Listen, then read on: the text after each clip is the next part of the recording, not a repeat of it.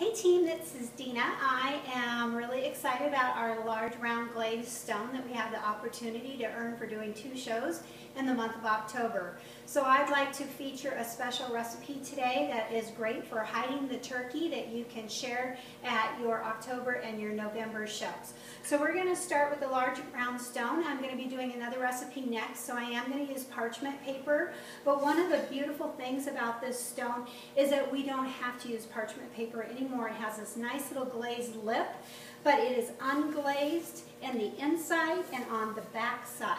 So it's very pretty, very chic for your entertaining tables, and no longer do we need a basket or a special platter or transferring things from parchment paper onto something more pretty than our stones. So absolutely gorgeous, very, very excited about this. We are going to go ahead, as I said, and make a parchment round for the pizza stone because we're going to be moving the turkey cranberry ring, which I call a method, not a recipe. I will be happy to share the recipe from Pampered Chef with all of you, but I am going to be doing my own thing because one of the things about the rings is that they are a method, and this is a method to hide the turkey. I know I'm making a little noise here, but we want to fold the parchment paper in half, and then in half again, and then we're going to do it in half again and half again. And so we have this really quick little diamond pie-shaped piece right here. And I take it and I stick it in the middle of the stone, and I kind of measure it with my thumb so that I know where to cut it off. And I'm just going to take it and cut it across like that. And now we have the perfect parchment circle for our stone, and we'll use that for our next recipe since we already have one cut. So absolutely perfect. Okay, so if you had leftover turkey and stuffing and gravy and cranberries, you would be able to make this recipe. Because I'm actually going to make it from scratch, I went ahead and bought some stovetop stuffing.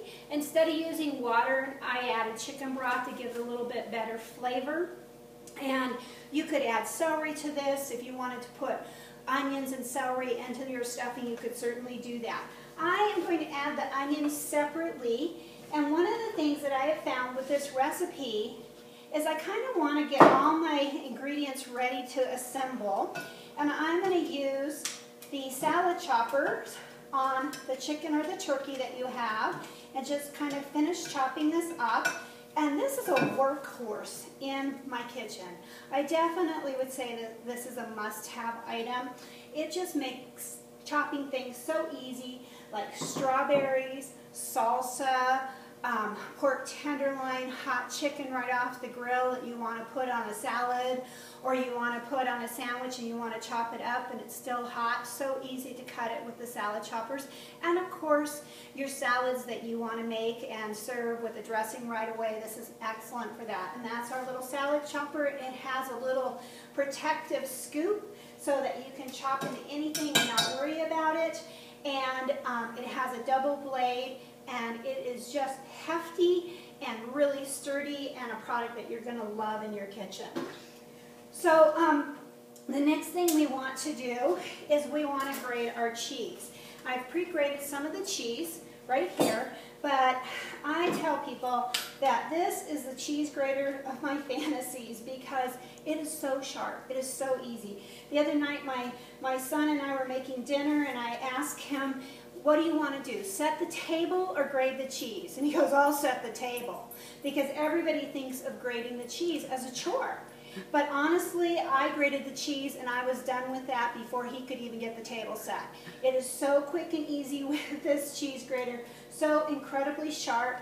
It does come with a little protector, and you can just see how easy that is. This is a Swiss cheese. You could use a Monterey Jack or whatever you have, or you can even leave the cheese out if you don't want to. I like to put it on the bottom layer because it kind of makes a little protective layer with the crescent rolls so they get nice and crispy, but you still have that moist, gooey topping that we're going to put on there.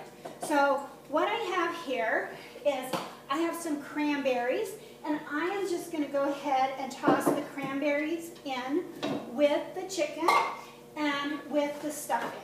So this was just one box of stuffing, and now we're going to add our onions. So we're going to use the food chopper right here, or you could use the manual food processor. I brought out just a few of my favorite knives to talk about. I love the utility knife. It's a workhorse in my kitchen. I use it for lots and lots of things. The serrated knife, the tomato knife, again, is something that I use all the time. The little paring knife. And then I love the Santoku knife. This is my husband's. The big 7-inch is just a little too big for my hand. But what I love is the Santoku that's 5 inches wide. So if I was just going to use part of the onion, I would always want to leave the root of the onion on because that continues to nourish the onion and keep it from getting all dried out. It's going to actually continue to grow. As long as those roots are on there, it's going to be healthy. So if I was going to just use part of the onion, I would make sure that I left that part on there. Right there, I could put that in a little glass leak-proof storage container, and it would keep it from smelling up my kitchen.